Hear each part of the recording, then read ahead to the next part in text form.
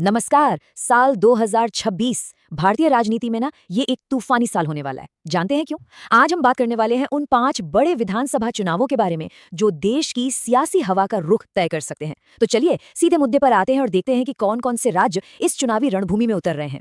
824। जी हाँ, 824। यह सिर्फ एक नंबर नहीं है, ये है उन विधानसभा सीटों की कुल तादाद जिन पर 2026 में राजनीतिक पार्टियों का कह सकते हैं भविष्य दांव पर लड़ेगा। सोचिए, ये आंकड़ा कितना बड़ा है। इससे साफ पता चलता है कि इन चुनावों का असर कितना जबरदस्त होने वाला है। तो बिल्कुल सही। 2026 में भारत के 4 राज्य और एक केंद्र शासित प्रदेश यानी कि एक यूनियन टेरिटरी अपनी नई सरकार चुनने के लिए वोट डालेंगे। अब हम क्या करने वाले हैं? हम एक-एक करके इन सभी इलाकों के पॉलिटिकल सीन को समझेंगे, देखेंगे कि वहां दांव पर क्या लगा है और सबसे जरूरी, ये चुनाव इतने अहम क्यों हैं। तो चलिए अपनी पड़ताल शुरू करते हैं पूर्वी और पूर्वोत्तर भारत से। ये इलाका ना अपने आप में बहुत खास है, अपने कल्चर और अपनी पॉलिटिक्स दोनों के लिए। और यहाँ 2 ऐसे बड़े राज्यों में चुनाव होने हैं, पश्चिम बंगाल और असम, जिन पर हमेशा पूरे देश की नजरें टिकी रहती हैं। तो सबसे पहले बात करते हैं पश्चिम बंगाल की। भाई, बंगाल की बात ही अलग है। एक तरफ इसका जबरदस्त कल्चरल हेरिटेज और दूसरी तरफ उतनी ही जोरदार सियासी टक्कर। ये राज्य हमेशा से नेशनल पॉलिटिक्स का एक बहुत जरूरी खिलाड़ी रहा है। 294 सीटें, सोचिए, 294 सीट्स, ये एक बहुत बड़ा नंबर है। और इसी वजह से यहाँ का चुनावी नतीजा सिर्फ राज्य के लिए नहीं बल्कि नेशनल लेवल पर भी सारे पॉलिटिकल इक्वेशन को बदलने का दम रखता है। फिलहाल राज्य की कमान किसके हाथ में है? तृणमूल कांग्रेस की चीफ और मुख्यमंत्री ममता बनर्जी।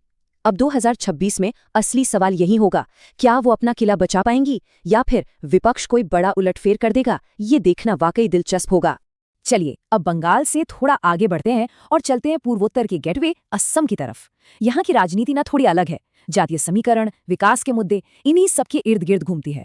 और यही चीज असम को एक बहुत ही इंटरेस्टिंग चुनावी मैदान बना देती है। असम में विधानसभा की कुल सीटें हैं 126 और यहाँ ना हर एक सीट पर जबरदस्त टक्कर देखने को मिलती है। मतलब ये चुनाव इस पूरे इलाके का भविष्य किस तरफ जाएगा, ये तय करने में बहुत बड़ा रोल प्ले करेगा। इस वक्त असम के मुख्यमंत्री हैं बीजेपी के हेमंत बिस्वा शर्मा।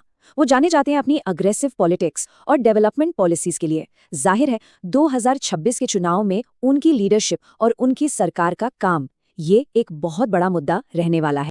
तो ये तो हुई ईस्ट और नॉर्थ ईस्ट की बात। चलिए अब गाड़ी का रुख मोड़ते हैं देश के दक्षिणी हिस्से की तरफ। साउथ इंडिया पॉलिटिकली बहुत डाइवर्स है और नेशनल पॉलिटिक्स में इसकी अपनी एक अलग ही जगह है। यहाँ 3 ऐसे चुनावी मैदान हैं जिन पर सबकी निगाहें रहने वाली है।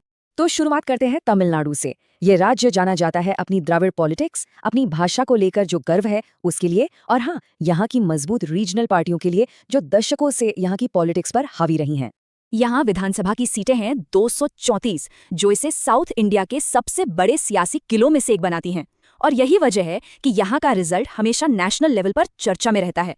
इससे ये भी पता चलता है कि सेंटर में कौन सी पार्टी ज्यादा मजबूत होगी।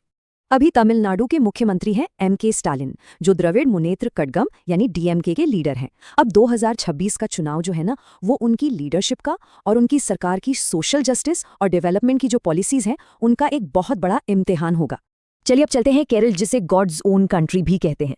केरल अपनी हाई लिटरेसी रेट और एक बहुत ही यूनिक पॉलिटिकल ट्रेडिशन के लिए मशहूर है। यहाँ दशकों से क्या होता आया है, 2 बड़े गठबंधन हैं, एलडीएफ और यूडीएफ, जो बारी बारी से पावर में आते रहे हैं।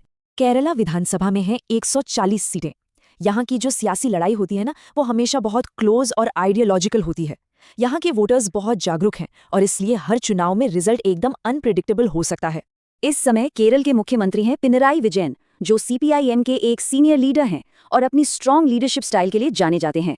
और हाँ, एक जरूरी बात, 2021 में उन्होंने लगातार दूसरी बार चुनाव जीतकर एक हिस्टोरिक रिकॉर्ड बनाया था।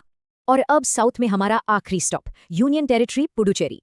देखिए, साइज में ये भले ही छोटा हो, लेकिन पॉलिटिकली ये बहुत जरूरी और काफी दिलचस्प जगह है।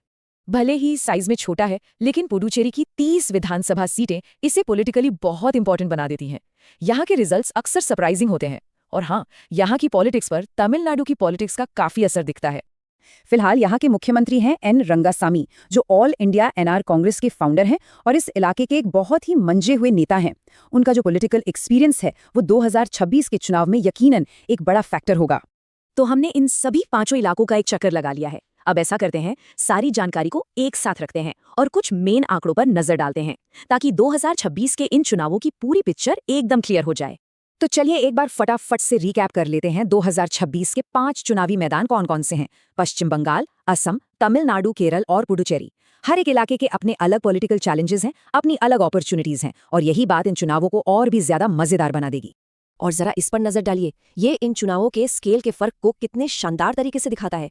देखिए, एक तरफ है पश्चिम बंगाल 294 सीटों के साथ, जो कई छोटे देशों की पार्लियामेंट से भी बड़ी है, और दूसरी तरफ है पुडुचेरी, जहां सिर्फ 30 सीटें हैं। ये जो जबरदस्त डाइवर्सिटी है ना, यही तो भारतीय लोकतंत्र की असली खूबसूरती और कॉम्प्लेक्सिटी है। तो सबसे बड़ी बात क्या है, ये 5 अलग अलग इलाके मिलकर कुल 824 विधानसभा सीटों का भविष्य तय करेंगे। ये कोई छोटा मोटा इवेंट नहीं है, ये एक बहुत बड़ी पॉलिटिकल घटना होने वाली है, जिसका भारत के फ्यूचर पर बहुत गहरा असर पड़ेगा। और आखिर में हम आपको इसी बड़े सवाल के साथ छोड़े जाते हैं कि 2026 में इन 5 चुनावी इलाकों की कमान कौन संभालेगा। क्या मौजूदा सरकारें अपनी कुर्सी बचा पाएंगी, या फिर कोई नया सियासी उलटफेर देखने को मिलेगा? इसका जवाब तो खैर वक्त